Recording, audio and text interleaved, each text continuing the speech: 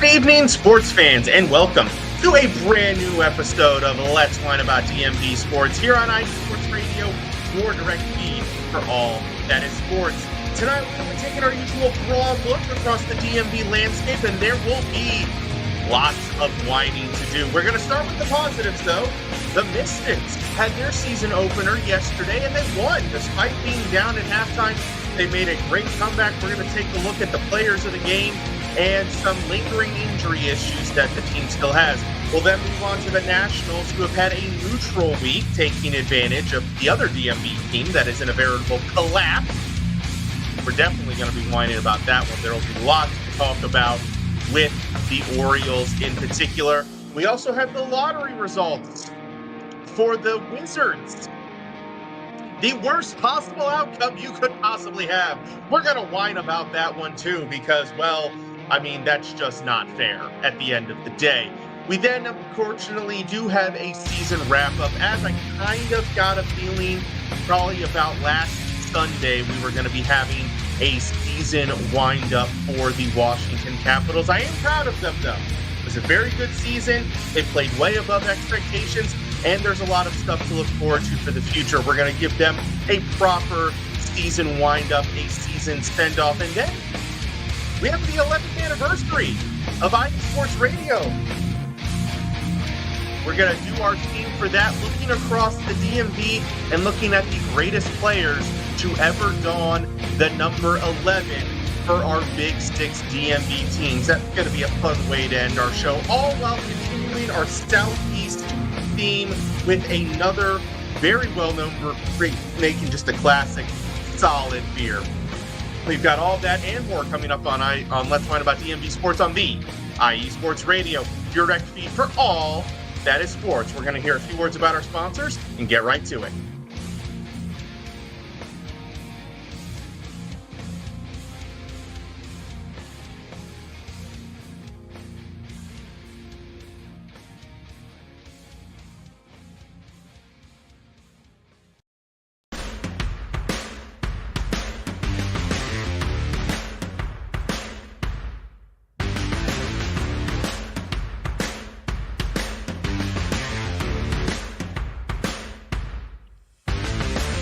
IE Sports Radio fans, this show is brought to you by Planet Jerky Premium Brisket Beef Jerky. Planet Jerky is the official jerky of the 2022 California League champion Lake Elsinore Storm, single-A affiliate of the San Diego Padres. This all-brisket jerky has gluten-free options, contains no MSG, no sodium nitrate, is low in sugar, and high in protein. Go to their website at planetjerky.net and follow them on Instagram at Planet Jerky. Planet Jerky, the jerky that's on a whole other planet.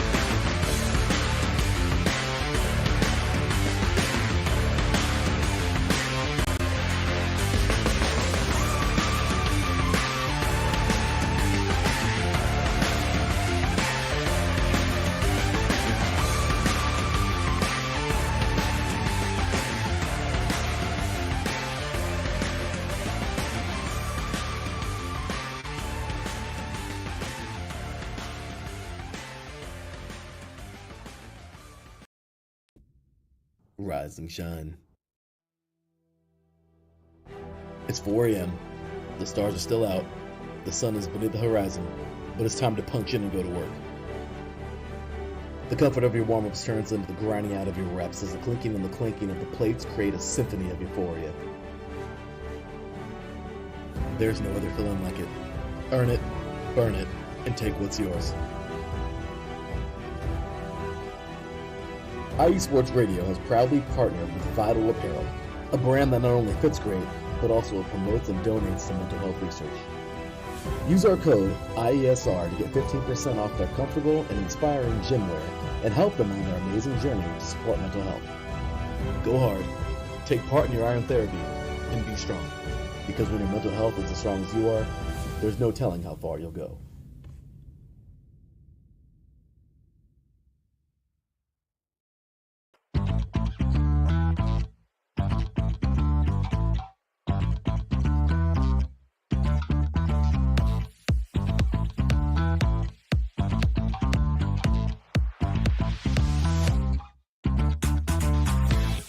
Hey there, IE Sports Radio fans. Be sure to check out our sponsor, Seal the Deal Wax Seals by Cecilia B. You just finished your very own wedding or baby shower invitations and you're looking for that extra special touch? Maybe you just wrote a letter to a relative or a friend and you want to add to their smile when they receive it. Then seal the deal with Cecilia's handmade sealing wax stamps for your invitations, letters, and gifts. You bring the deal, we'll bring the seal.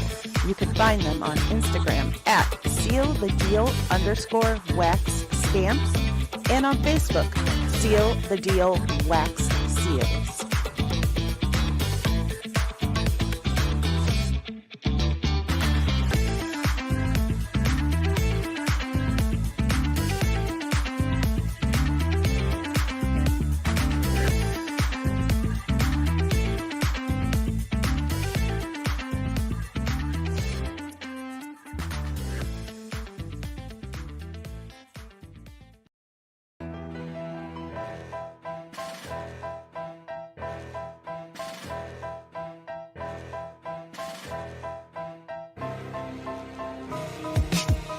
For the last 10 years, IE Sports Radio has been bringing you amazing content ranging from interviewing legendary athletes, coaches, and other authorized media personnel to building tailor-made shows dedicated to all major sports cities around the country. Make sure to follow us at IE Sports Radio on X, Instagram, Facebook, TikTok, and YouTube to keep up with the latest in sports and with all of our shows. Also, make sure to check out our daily updated website at iesportsradio.com. At iesportsradio.com, you can see our daily show schedule and check out all of our show pages with personal bios to learn a little bit more about each of our awesome hosts. In addition to our show pages, you can catch the iSports Radio blog, Hall of Fame, Fans of the Month page, and our merchandise shop, including t-shirts, tank tops, caps, long sleeves, hoodies, and more. For now over a decade here at IE Sports Radio, we've continued to be by the fans, for the fans, and we thank you all for your support and for making IE Sports Radio your direct feed for all that is sports.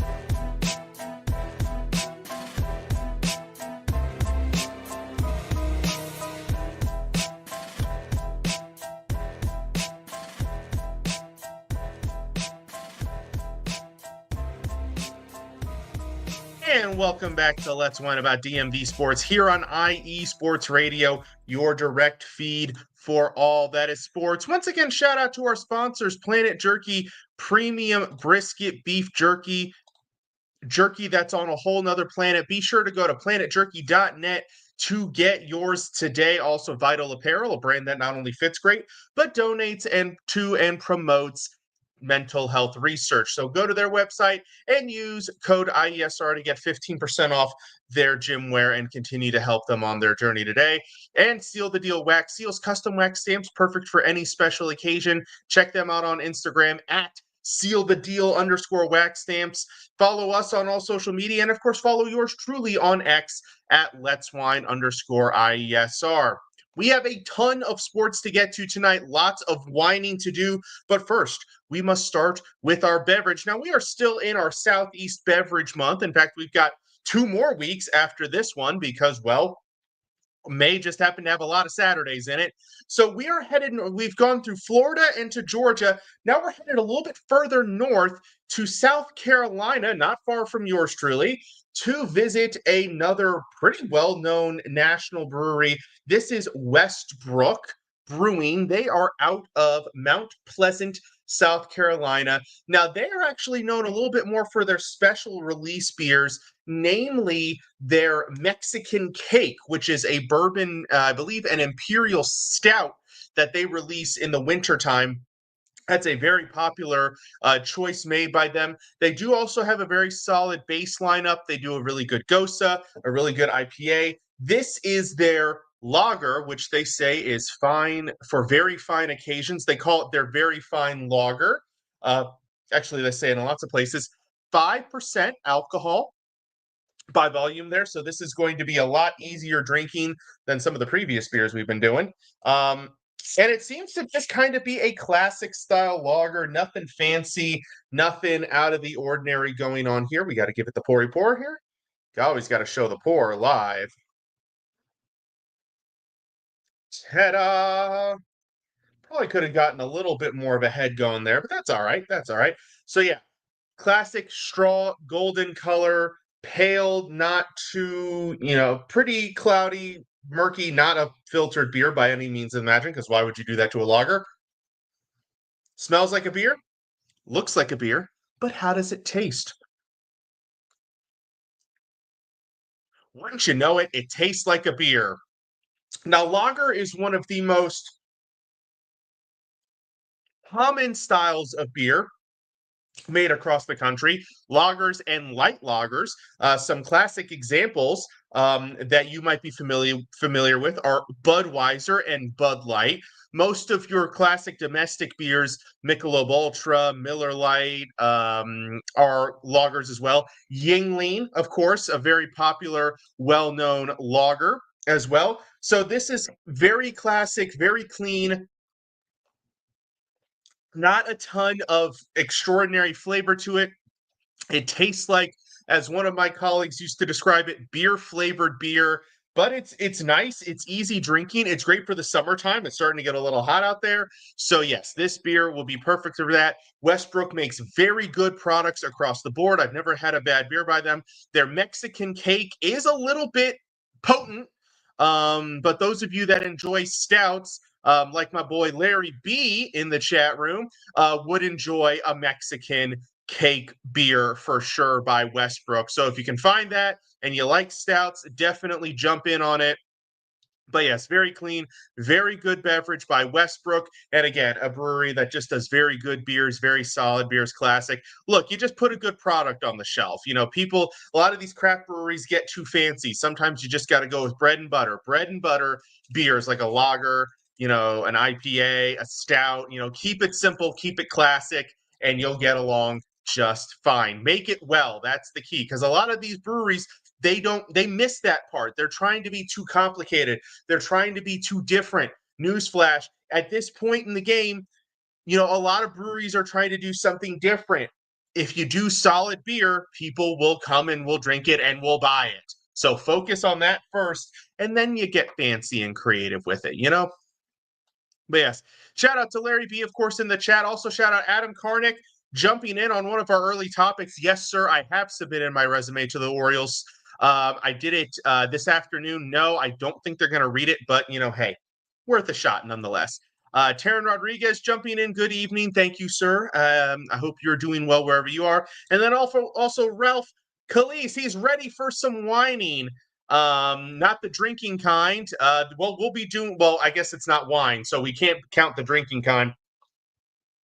But there will definitely be lots of whining tonight. So let's get to it. We're going to start positive, guys. We're going to start with the positive news of the week, and that was we had the Washington Mystics had their season opener, their home opener against the Atlanta Dream yesterday, and they won 94-90, rather high-scoring affair. They don't usually necessarily get to 90 points, the Mystics do. They were down 45-41 at halftime, and then had a really solid third quarter where they put up 30 points, helped the comeback, and then finished it off in the fourth. So 94-90 win at home.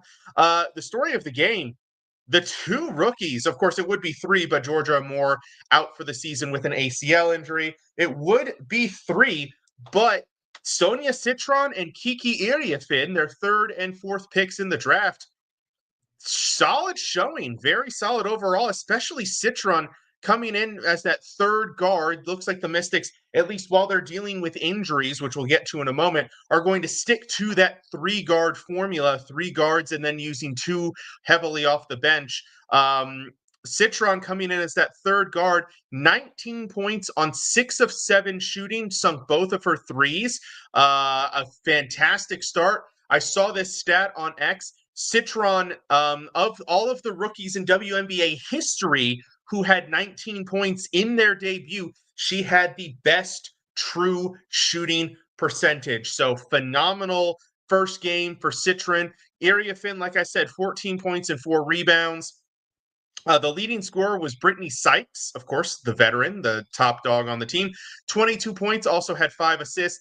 Did only shoot 6 for 20 from the floor. The rest of the team, however, was about 60%. So really good shooting performance, including 50% from 3 across the board, and that's including Sykes going 1 for 6. So the rest of the team 8 for 12, a 66.7% three-point shooting performance. So very good overall.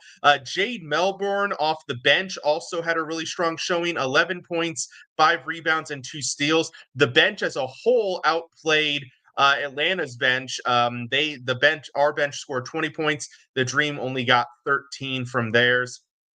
The Dream did get some good performances from Brianna Jones, 16 points, 10 rebounds. Brittany Griner, 18 points and 8 rebounds. And Alicia Gray, 25, 8, and 7. But yeah, just the shooting was the big difference. The Dream shot more shots, but the Mystics had just shot better, and that was the key there. Now, a little bit of injury news. Aaliyah Edwards is still hurt. She's going to be out for the next game against the Sun as well. But Shakira Austin will be making is probable to make her debut against the Sun. She will probably get Sika Cone's minutes. Sika Cone played 12 minutes off the bench. So I imagine Austin will probably get some minutes from her and might mulch a little bit into Stephanie Dolson and Kiki Iriafin's minutes as well. I don't think she'll jump into Emily Engstler's minutes because Emily only had 13. So I think Engstler will still get some good playing time there also. But Shakira Austin will likely make her debut against the Sun, which is great. It's good to have that big presence down low. Oh, Glenn Ritter jumping in the chat. Good evening, sir. Thank you, sir, for the well wishes on having a great show. But yes, Mystics, I mean, hey, the best way you can start is 1-0, right? So let's see what the rest of the season holds. Like I said, they've got the Sun coming up tomorrow, actually, at 1 p.m. And then beyond that, on Wednesday, they get the Golden State Valkyries, who are in their inaugural season. I imagine we will see a little bit of former Mystics player. Oh, gosh, who was the one who they stole from us? Hang on. You got to double check. I'll know the name when I see it. Julie Van Loo. I imagine we'll see her a little bit in that game. And then the Las Vegas Aces on Friday. So 3 games before we see them again. Let's see how they continue this going. Let's see how they keep it going. Moving on to not as positive news, but not terrible. The Washington Nationals 3-4 on the week, taking advantage, of course, of the Baltimore Orioles, who are struggling mightily. We're going to get to them. They get their own special segment later on in the show where we're going to start whining about some things. But then at 3-4 on the week, now this is after getting swept by the Cardinals last weekend and then losing 3-4 to Atlanta. So not exactly a banner performance, but hey, I mean, they're still getting some wins, 20-27 overall on the season, kind of about where most people expected them, a little bit under 500, some great performances by some young players, but definitely some glaring holes. Player of the week, bit of a surprise, relief pitcher Jose Ferrer, 3 innings pitched, 0 ERA, only gave up 1 hit and 4 Ks, pitching some critical games this past week and coming in clutch. It had been a struggle for him so far this year, but he's doing really well. Also, shout out Jake Irving had 2 quality starts, one of which was today against the Orioles, and then the other one this past week against the Braves. Now, he did lose the game against the Braves. Otherwise, I would have included him as the player of the week. Also, James Woods continues to hit very well. CJ Abrams continues to hit very well. Keeper Ruiz has cooled off a bit, and some of the bullpen pieces have been a little bit up and down, although I got to give a shout out. Cole Henry and Jackson Rutledge, 2 guys who were starters coming up the ranks, have ended up in bullpen roles and done pretty dang well. It hasn't been perfect. It hasn't always been pretty. But compared to the rest of the bullpen, they have done very well so far this season. So that is good to see. Any help this team gets in the bullpen is a step in the right direction. This upcoming week, not going to be easy. They do finish off the series against the Orioles tomorrow. We'll see if they can complete the sweep. But then they get the Braves and the Giants. Now, thankfully, the Giants have cooled off from their hot start, so that's not going to be impossible. But Atlanta is still hot. Both series at home. So we'll see if that gives them a little bit of a benefit as we move through the week.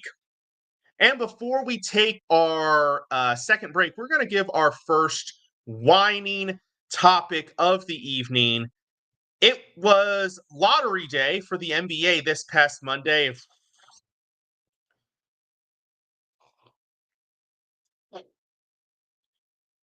Look, I'm not going to say it's rigged, but I will say this. On Monday, prior to the lottery, I made a tweet, and that tweet read approximately, give or take, which team do you think will surprise the world and jump up and steal the number one pick? And I put on this list, I said it's going to be one of these three. Philadelphia, who had the 5th overall odds, they jumped to 3. San Antonio, they had the 8th overall odds, they jumped to 2. And the Dallas Mavericks, who had the 11th overall odds after trading Luka Doncic and jumped all the way up to number 1, the prize spot to get Cooper Flag. Meanwhile, the Wizards, Jazz, for that matter, I'll include the Jazz in this, get, for lack of a better word, absolutely screwed. The Jazz had the best overall odds. They dropped to 5, which is an incredibly common occurrence. That happened twice to Detroit. It's happened 4 or 5 times, I think, since the inception of this new lottery system. But the Wizards went from 2 to 6. 20% odds. They had a 27% chance of getting 1 or 2. They had a 26% chance of getting 3 or 4. Was it 26? Did I get those numbers right? I think it might be 28 and 25. Either way, they had a 53% chance total of getting any of those top 4 picks. Over half. Flipping a coin, 50-50 shot. They had a 27% chance of getting 5, which basically 5 would have meant that the Jazz landed in the lottery. They got their 53% odds, and the Wizards did not, which meant the Jazz got in that top 4, and then the Wizards get the best pick outside of the top 4, number 5. And then you get to 6th pick, 20%. The 20% chance that both the Jazz and the Wizards get absolutely boned by the system. Now, I did not want to believe what everyone was saying before the draft. And by the way, this is independent of Wizards fans' opinions, because if you looked at Wizards Twitter, it was split 50-50. Half of everybody thought we were getting the 1st overall pick. The other half thought we were landing at 6. There was no in between. There was absolutely no in between, except for my tweet. I did include in that tweet that I mentioned about the 3, which, by the way, how in the hell did I say that and then the 3 teams that I said end up 1, 2, 3? Anyways, but I did say that the Wizards would end up 3rd. It was wishful thinking. Okay, we get a fair shot at Ace Bailey. I'll take it. I'll pass. I'll survive there.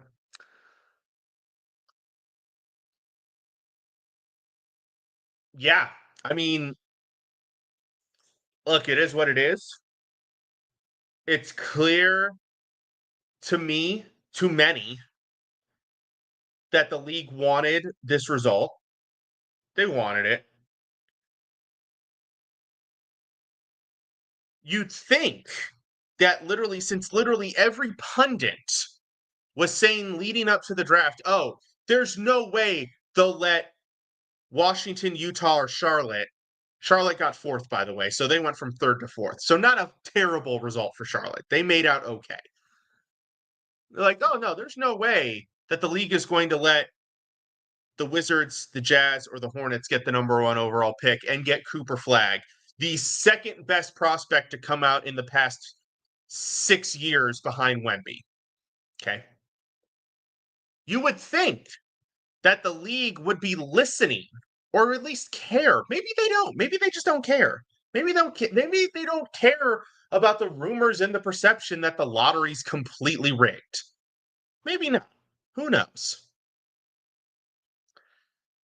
but this result is crap. It's crap. I said it when it happened. I'm still saying it to this day. I'm going to say it on the night of the lottery. I'm going to say it when Dallas gets up to the podium and says, with the first overall pick, the Dallas Mavericks select Cooper Flagg, forward out of Duke. I'm going to say it then, and I'm going to say it for the future.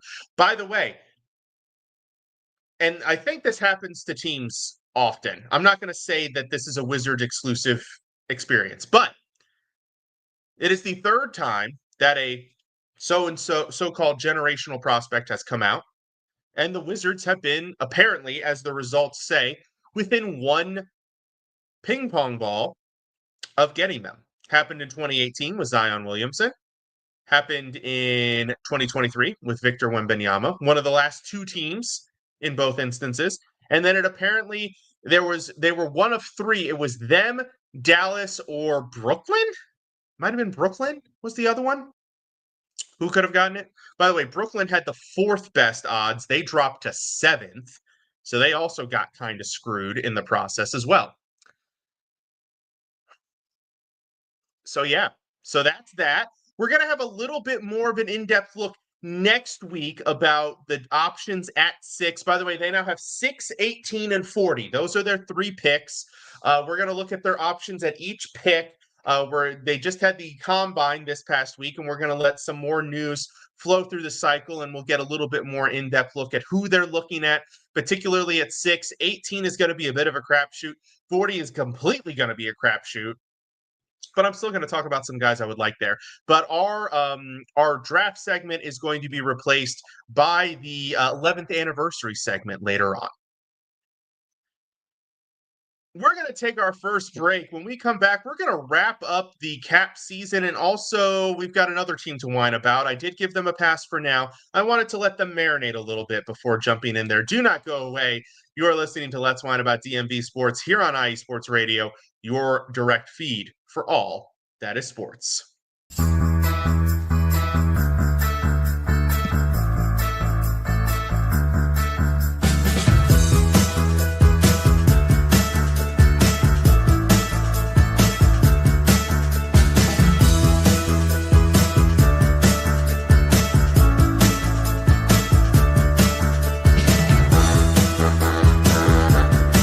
What's up, New York? This is Ricky K coming at you with the NY State of Sports, a new show here on IE Sports Radio, your direct feed for all that is sports. Listen to me every Thursday afternoon as we bring you the latest takes on the Yankees, Mets, Jets, Giants, Knicks, Nets, Rangers, Devils, and Islanders. Plus, you get some college hoops and what's the local sports events going on in the area. It's a state that never sleeps, so why not get the opinions and sports takes that never sleep? Again, every Thursday, 2 p.m. to the NY State of Sports. We'll see you then.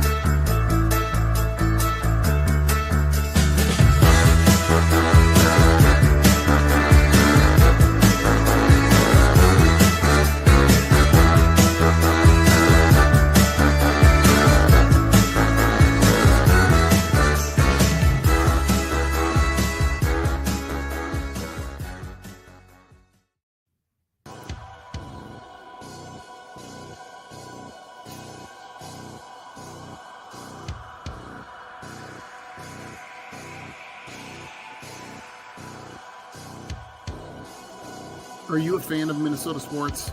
Do you love the Vikings and hate the Packers?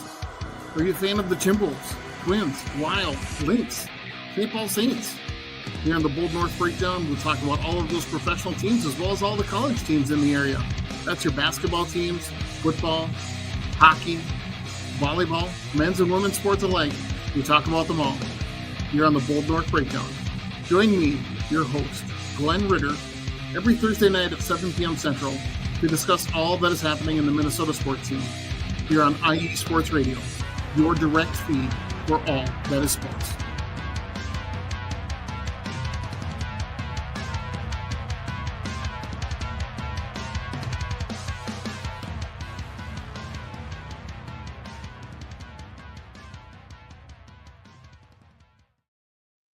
And welcome back to Let's Run About DMV Sports here on IE Sports Radio, your direct feed for all that is sports. We're into the second part of our show. Jen B has jumped in the chat. Hope you're having a great show. Thank you, Jen. I hope you are doing well wherever you are.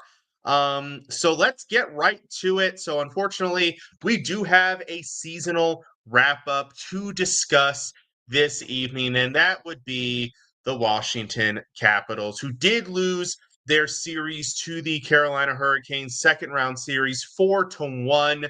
The final game, of course, happened on Thursday.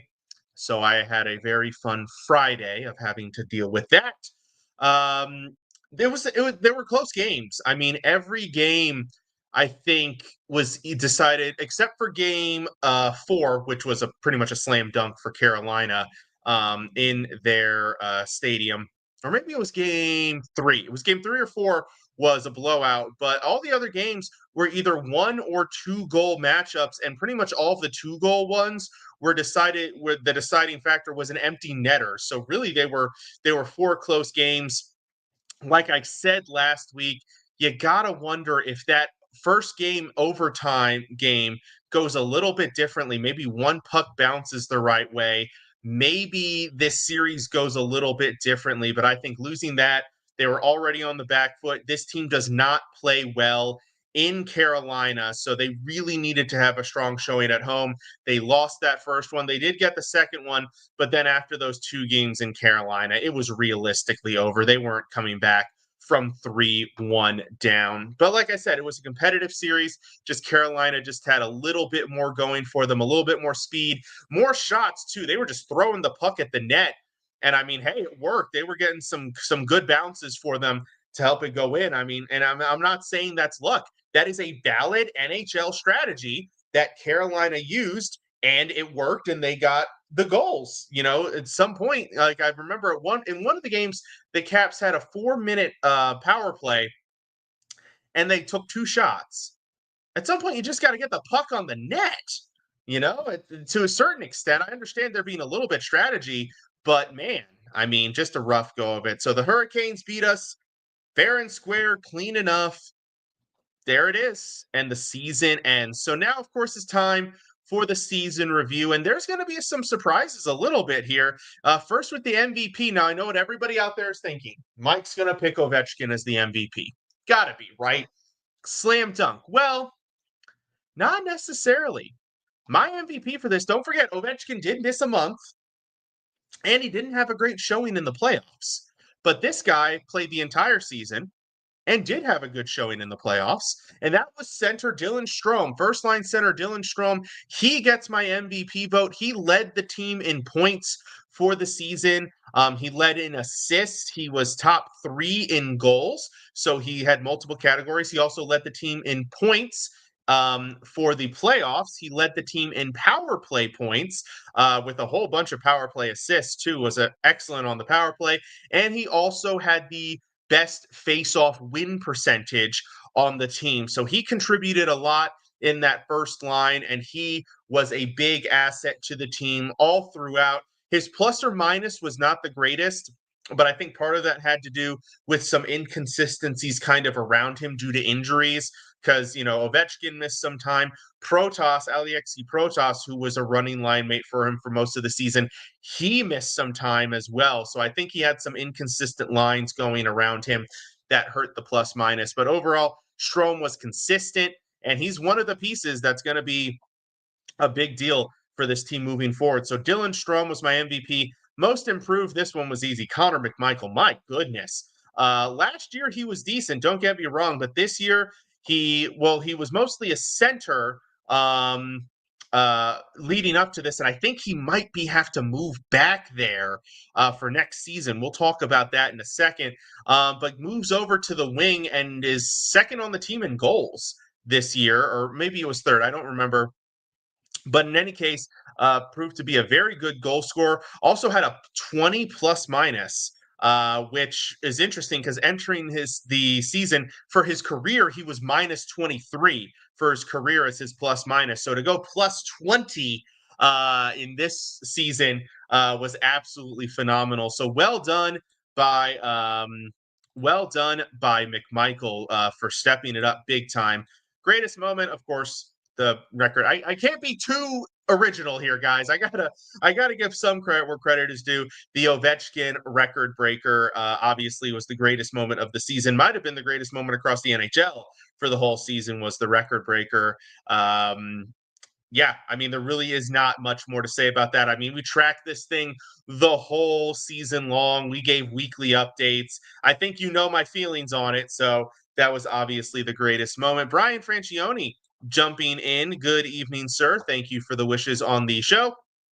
And I did not include a line for this, but my biggest disappointment, I would have to say, was probably biggest disappointment, if I had to pick one, I think it was probably be the third line inconsistencies.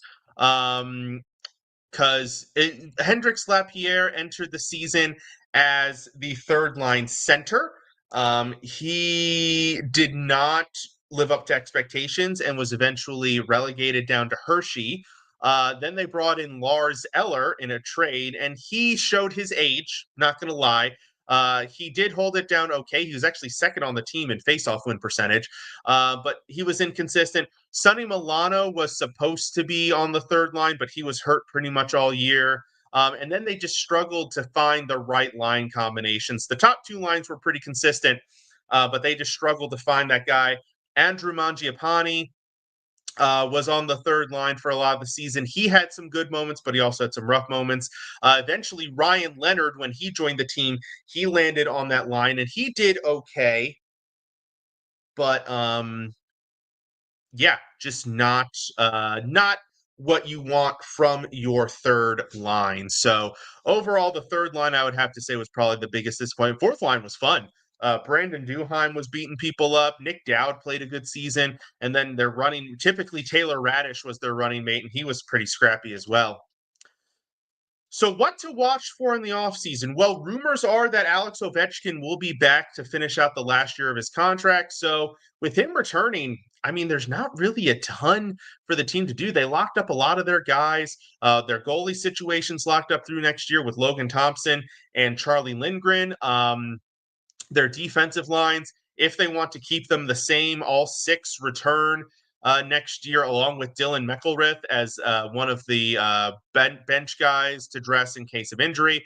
Be interested to see what they do with the eighth defensive spot, whether they decide to bring back Alexander Alexiev or they decide to give it to youngsters, to a youngster, whether it be Vincent Iorio or Ryan Chesley. I'd be even interested to see if they bring both in and either move off of McElrath or they decide to move on from one of their veterans like a Trevor Van Riemsdyk player. I don't think they're going to move off. They're not going to move off of Chekrin, Roy, Sandin, or Favory, and they're probably not going to move off of Carlson. It will be interesting to see if Favory starts the year healthy, as he did suffer an injury right before the playoffs. And don't forget, there's a quick turnaround. Like, we're only 4 months away, 4.5 months away, I would say, from the start of the NHL season. So depending on Favory's injury, if he's not back, then that solves the problem for them. They can bring back both Alexiev and add in Iorio and Chesley, or just add in Iorio and Chesley with the other five and McElrath and go from there. And then for the top lines, they've signed a lot of their guys to extensions. They'll have Ovechkin, Strome back. They'll have the second line if they want to keep the second line as Protas,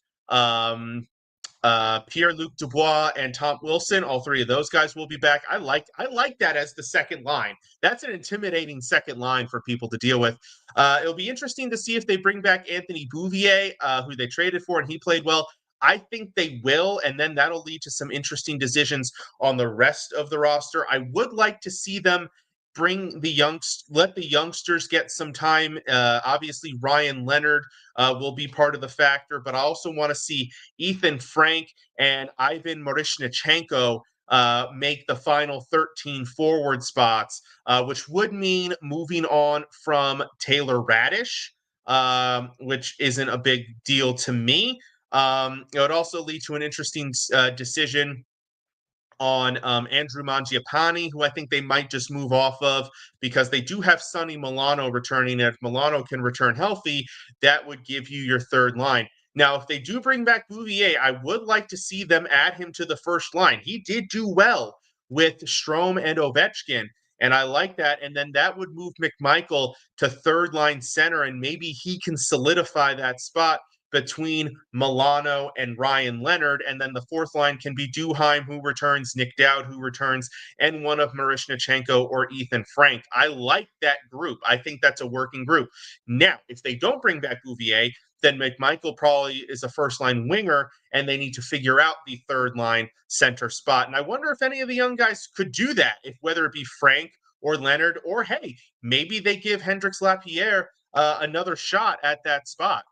We'll see. We'll see how it all works out. But either way, a lot of the team is already set. It's just a couple of decisions here and there. Not that they're minor decisions, but they are decisions to be made nonetheless. And not a ton of cap space either, so I don't expect there to be... I mean, they might have enough for one major move if they really go in on the youth movement, but I don't see that happening. And next we have the Orioles. Hang on one second.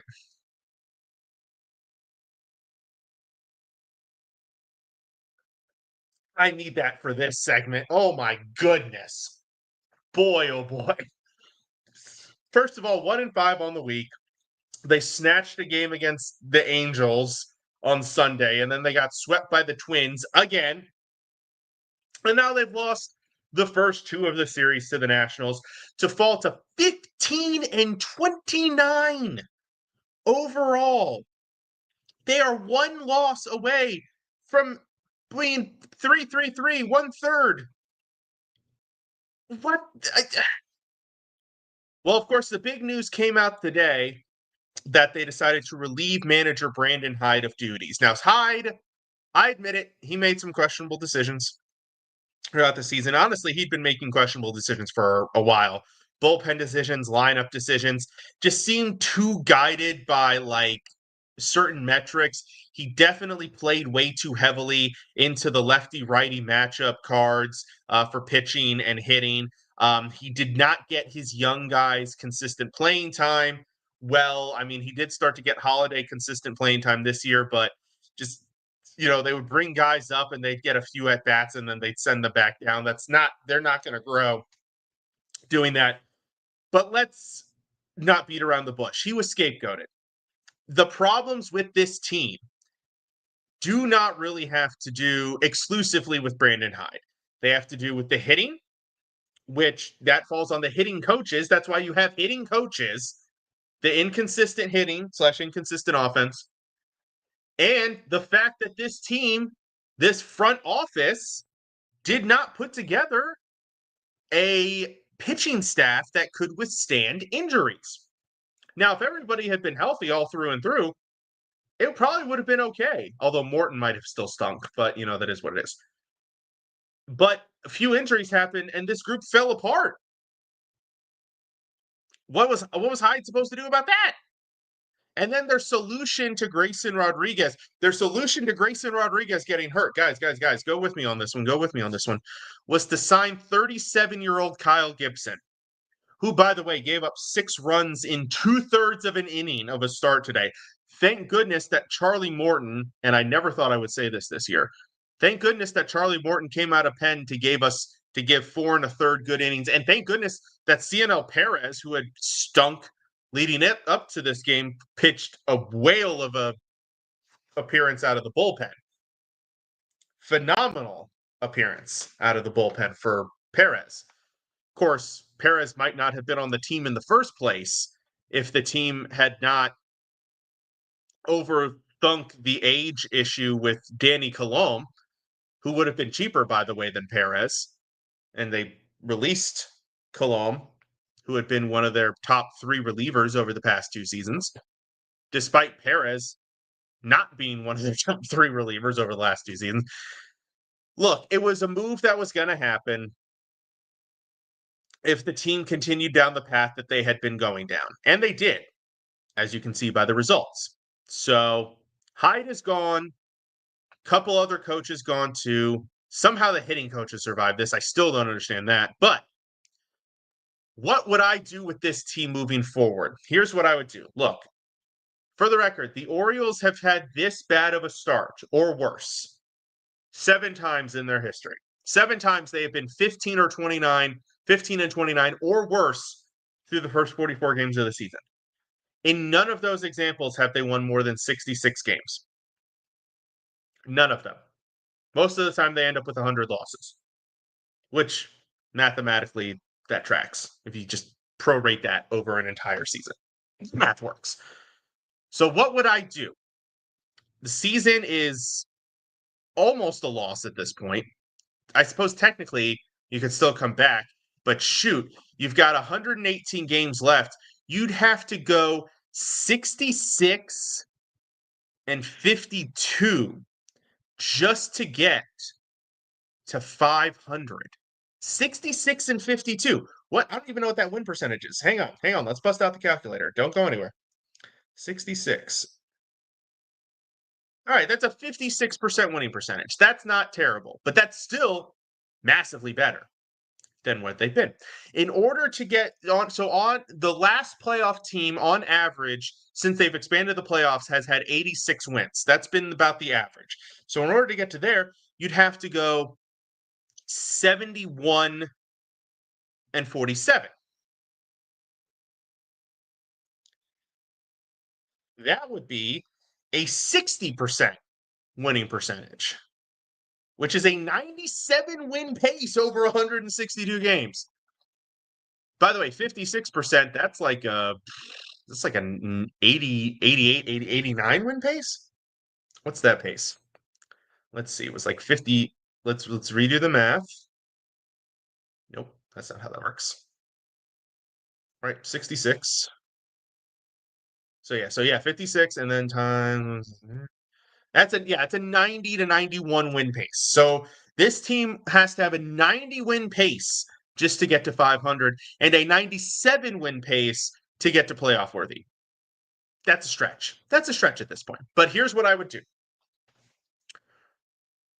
You got to go all in at this point, I think, with the youth movement. It's the best way to turn the season into a success. I would look at this roster and I would look at the guys that are not going to be a part of the team long term. And I would slowly but surely, not all at once, because you want to transition it, start moving those pieces. Cedric Mullins, I love you. You're a fantastic defensive center fielder. You've had moments of brilliance with this team. Thank you for your services. I would move him. Not until Colton Cowser's healthy and he can take over center field, but I would move Cedric Mullins. Ryan O'Hearn, fantastic story for the Orioles. Probably one of the best, if not the best bats so far this season. 32 this year, turns 32 this year. What last year of his deal was never going to come back after this year. Very unlikely. Thank you for your services. Move on. Ramon Urias has had brilliant moments with this team. Very solid third baseman. With all this middle infield talent, realistically did not have a future with this team. Thank you for your services. Move on from him. Couple of Ryan Mountcastle. This is a hard one because he was kind of part of this rebuild. But Ryan Mountcastle, thank you for your services. We're moving on. We already have a taker for Mullins in the chat room. Gen B, your people will talk to my people.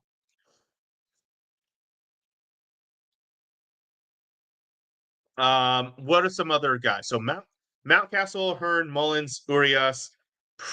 I don't think the team could move off of Tyler O'Neill with that contract. So I think he's stuck here by virtue of GM Mike Elias's failure on that contract. So he sticks around. Ramon Laureano, however, has had some decent moments this year, and I could see teams looking for a fourth outfielder, and he's on a very reasonable contract. I could see him getting moved. So Ramon Laureano, goodbye. So long, farewell. I'll be to saying goodbye. Progressively over time. So by the trade deadline, here's how this team should be. The starting outfield should be Heston Kjerstad, Colton Cowser, and Dylan Beavers. That might be a curveball to you guys. You guys might not know who Dylan Beavers is. He's a top 10 prospect pretty solid, good defender, good size, good bat. Put him in right field. With Tyler O'Neill rotating in amongst those three. Beavers can also play center. O'Neill can play center. They can make it work. So that's your outfield. Your outfield is Kerstad, Kauser, and Beavers with O'Neill as a backup. Not quite Enrique Bradfield Jr. I think he's still 1 or 2 years away. Your infield, your starting infield should be Jordan Westberg once he's healthy. That's when you move Urias, by the way, is when Jordan Westberg's healthy. Gunnar Henderson, obviously. Jackson Holliday, obviously. Kobe Mayo at first base. For goodness gracious, you have nothing to lose at this point. Get this guy up on the major league team and get him some regular at-bats. Please.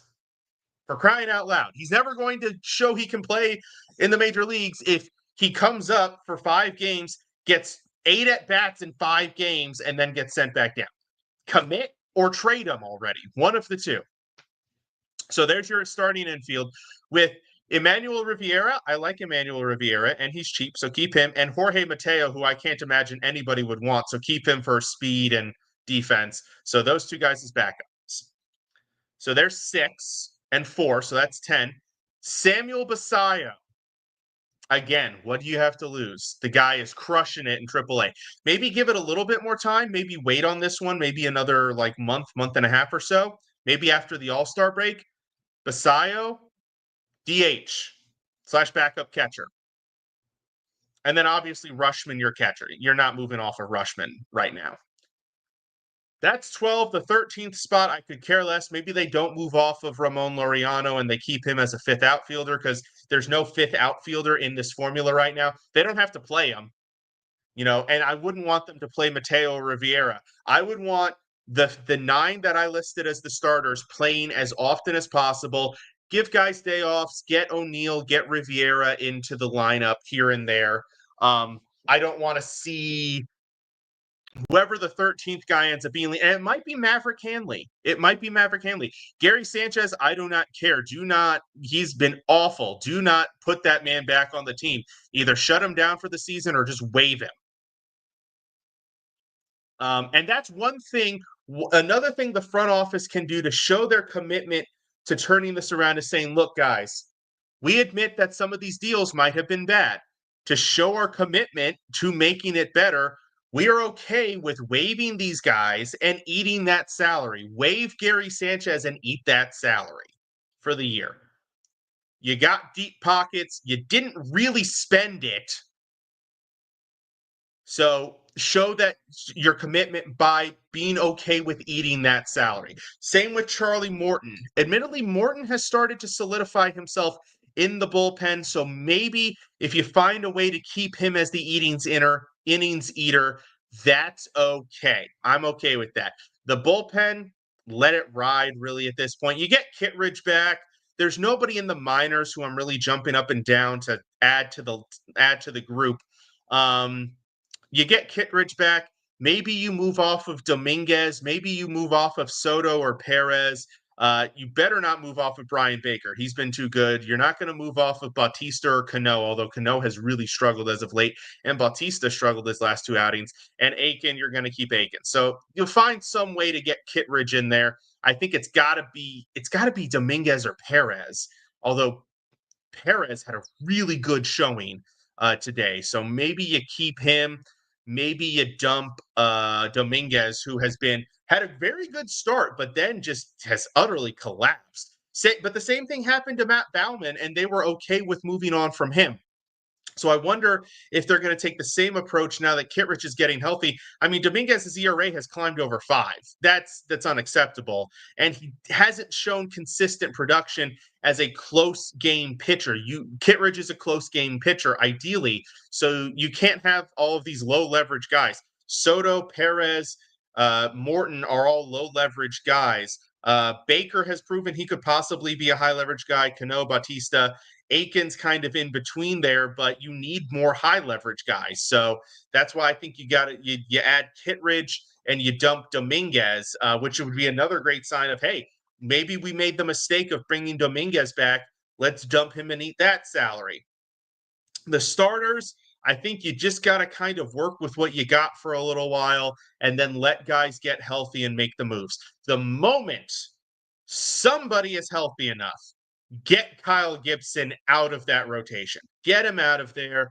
Hopefully it's Rodriguez, although there's no timetable. Maybe you get him out of there by putting Chase McDermott.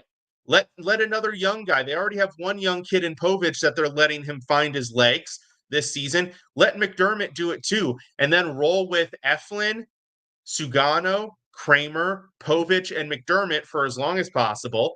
When guys start to get healthy, maybe there's some phantom under NIL stints, maybe, possibly. And then eventually you'll have Bradish as well. So, work these guys slowly into the group. And it might not happen until after the All-Star break. It might not happen until the rosters expand, which would be even better because then you don't have to move these guys. But yes, so the bullpen, just get McDermott and Kittredge in there, get Gibson out of there, and figure out who you're going to replace with Kittredge. But at least in terms of the position players, that is how I would approach it. Go full-blown youth movement, get Beavers, Mayo, and Basayo up, move some of the old guys, get Kauser and Westberg back healthy. Maybe even keep Maverick Hanley as the backup catcher, so that Basayo can just worry about being DH and a little bit of first base. Get him some first base work over the next month. That would be very useful. That will do it for the second part of our show. We're going to take a quick break. When we come back, we are going to discuss our 11th anniversary segment. So do not go away. You're listening to Let's Whine About DMV Sports here on IE Sports Radio, your direct feed for all that is sports.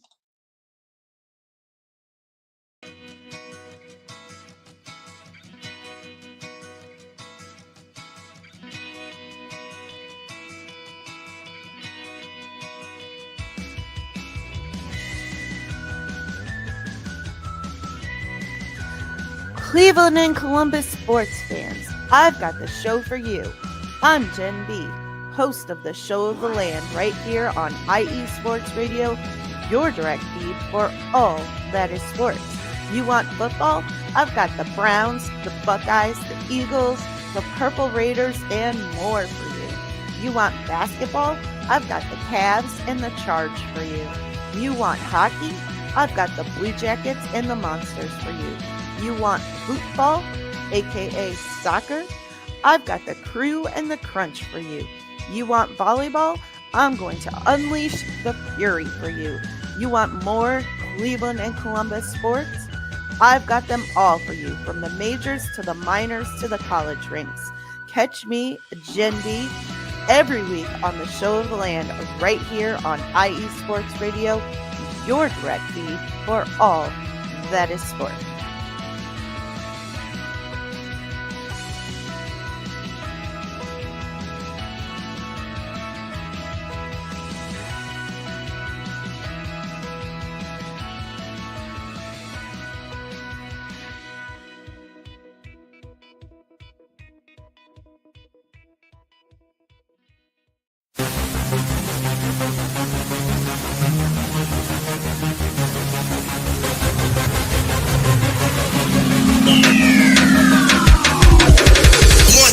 Everybody, this is Taryn Rodriguez.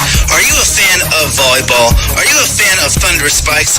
Then I have the show for you, Set Point, where I cover NCAA men's and women's volleyball, high school boys and girls volleyball, beach volleyball, and even professional volleyball.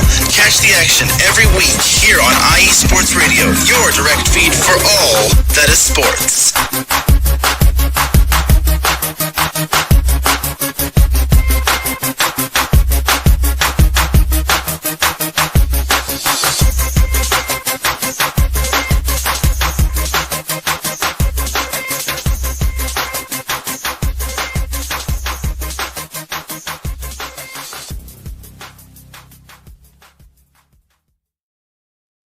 And welcome back to Let's Whine About DMV Sports here on IE Sports Radio, your direct feed for all that is sports. We are on to the final segment of our show, which is, of course, the IE Sports Radio 11th anniversary segment. 11 years happened this past Thursday, and it was fantastic.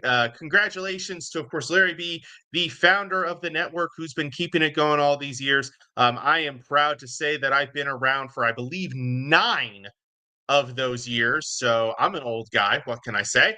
But yeah, so in honor of the 11th anniversary, we're going to have some fun here. We are going to go around the DMV, specifically the big 6 of the DMV. So Commanders, Ravens, Caps, Wizards, Nationals, and Orioles. And we're going to look at the best number 11 to play for this team. Now, obviously, this will not include the Colts for the Ravens because they took that history with them when they left in 1984. This will also not include the Washington Senators. I'm not going all the way back to Expos, though. I'm keeping it just Washington Nationals 2003 and on. So let's start with one that was pretty dang easy, the Washington Commanders. Looking at the history of the number 11, this was a slam dunk.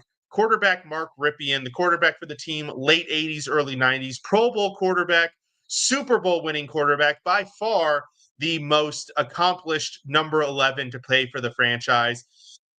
Deshaun Jackson might have challenged if he had played more than just a few years, but Rypien gets the nod. No problem. Not really even much to discuss there. Next was the Ravens. Now, this was tough. Not a ton of great history for the number 11 for the Ravens. There's Kamar Aiken is the all-time leader in WAR or added value, which is Pro Football References statistic. But I'm going to go with the guy who I think by the end of his career will probably have surpassed and probably be the number 1, number 11. He's only entering his 4th season with the team, and he's been pretty solid overall. That is punter Jordan Stout. I think he stays with the team long term. I don't expect them to go out looking for a new punter unless he just absolutely is very rough this year. I also don't think they're going to have to shell out a ton for him either. So I think he'll stick around with the team, provide solid special teams play, and will eventually be the number 11 of the history books for the Ravens, but really not a ton to go off of. I mean, obviously, for a team that's only been around for just shy of 30 years. Next is the Caps. Now, these next 3 were slam dunks. The Caps, Wizards, and Nationals, these were easy picks. For the Caps, it's Mike Gardner. Has his number 11 retired by the team, so nobody will ever be number 11 again. The first guy, whenever I talk about the Caps in their history, you look, they have 3 distinct time periods marked by a star player. Obviously, we are currently really in the end of, but it's still going on in the Alex Ovechkin era. Prior to Ovechkin, it was Peter Bondra for the 90s and very early 2000s. But for the late 70s and pretty much the entirety of the 80s, it was Mike Gardner. He was the first guy for this team. And he actually had, it's interesting, you look at, Ovechkin for the majority of his career, he had Nicholas Backstrom as his wingman, his center. Well, Gardner had Dale Hunter, who's the second best center, I would say, in Caps history, behind Backstrom, as his wingman. So interesting to look back at those numbers, but Gardner, slam dunk pick, one of the let's be a little bit safer. Let's say top 5 Caps of all times, because I think there are a couple different guys that you could make some arguments for. Top 4. I'm going to say top 4 because I think you can make arguments for Ovechkin, obviously, is going to be top 1, maybe 2. Peter Bondra is going to be up there, and I think you can make an argument for Backstrom as well. Maybe even Dale Hunter as well could make in the conversation, although I don't think Hunter would be above Gardner. So there's that. For the Wizards, again, slam dunk, Elvin Hayes, power forward for the team in the 70s and early 80s on that championship winning team in 78, power forward, really dominant player, averaged a double-double several years running. I think he averaged like 19 rebounds in one season. So really strong low post performer, great size, good scoring ability, really just a very solid player, and really good running mate for Wes Unseld for all those years. So Elvin Hayes as the greatest Wizard of all time. Again, no question. Look, if you're on the championship team, you're also on the last team to win 50 games. So really not a ton of fair competition for all-time player of Wizards, but definitely not for number 11, and his number is also retired by the team. For the Nationals, another slam dunk, no question in my mind. Ryan Zimmerman was the first Nat to really kind of be a well-known figure when the team came in 2003. Obviously, they were rebuilding. Zimmerman, I believe, came in 2005, and immediately made his impact. He was up with the team before the end of the season, which is very rare. I know it's happened a couple of times recently, but it's still rare for a player to get drafted and then in that same year be with the major league team. But Zimmerman did it. He played for a long time. He played very good third base, even moved over to first base later on in his career when he started to have shoulder issues. But yeah, Zimmerman, absolute slam dunk, no doubt in my mind, that's the guy. The Orioles have had an interesting history with the number 11. A lot of guys, but not a lot of great players. So I'm going to go with the one who's in the Hall of Fame, and that was Luis Aparicio, who was the shortstop for the team in the 60s, known for his speed, really good player, really good shortstop. There were a couple other guys, but nobody's really had long, sustained, extended success. Now, there is a guy kind of like for the Ravens, there's a guy named Jordan who has the number now, who could be that guy if he continues on his path and the team keeps him around long enough, and that would be Jordan Westberg. But overall, Aparicio is the number 11, but at least they have a guy who is at least in the Hall of Fame to work with. That will do it for tonight's show. Once again, happy 11th anniversary, IE Sports Radio. Great accomplishment. And hey, let's go another 11, guys. Let's keep it rolling. Also, I failed to mention this last week, but happy Mother's Day to all of you mothers out there, especially my own wife, who was a mother herself of my 2 children. So congratulations and happy Mother's Day to all of those mothers out there. Once again, shout out to our sponsors, Planet Jerky, premium brisket beef jerky that's on a whole nother planet. Go to planetjerky.net to get yours today. Also follow them on Instagram at Planet Jerky. Vital Apparel, a brand that not only fits great, but promotes and donates to mental health research. Go to their website and use code IESR to get 15% off their comfortable and inspiring gymwear and help them on their journey to support mental health.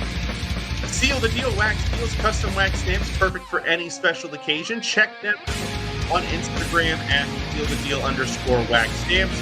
Of course, follow us on all social media platforms, IE Sports Radio on X, Instagram, Facebook, TikTok, YouTube. Check out the website, IESportsRadio.com. There you will find our show pages, including yours truly, the blog, the merchandise, the Hall of Fame, and so much more. Please be sure to follow yours truly on X at Let'sFine_IESR. And of course, all of you viewers are appreciated. Shout out to Larry B, Adam, Taryn, Ralph, Glenn, Jen B, and Brian. Very busy chat room tonight. Thank you guys all for tuning in. And of course, this is my prime time to remind everybody of the show's main message, which is please drink responsibly. Do not drink and drive. One of my favorite social media posts regarding this topic is that you can afford an Uber or a taxi before you can afford a DUI. So please drink responsibly. Do not drink and drive. It is simply not worth it. I will not be going anywhere after this, and if you have been drinking, neither should you. So if you're at home, please stay put. Or if you're out and about enjoying NHL playoffs or baseball or NBA playoffs, whatever it might be, just please find a safe way home. Uber, taxi, designated driver, Lyft, Amazon, ship yourself home. Don't care how you do it, just please do not drink and drive. It is simply not worth it. We'll be back next week to discuss more in DMV. We're going to dive more deeply into the Wizards draft situation. Of course, we're going to talk baseball. We're going to talk Mystics. No more hockey. Sad face. But that'll just give me more time to catch up on our secondary teams like DC United and the DC Defenders, who did not get any love or attention this week, but we'll be sure to make that up. Also, we have the college softball postseason tournament going live. We'll have to get an update on that next week, and college baseball will be getting going with their tournament as well. Once again, thank you all for tuning in. This has been Mike Patt for Let's Whine About DMV Sports on the IE Sports Radio, your direct feed for all that is sports. Have a great week. See you next time.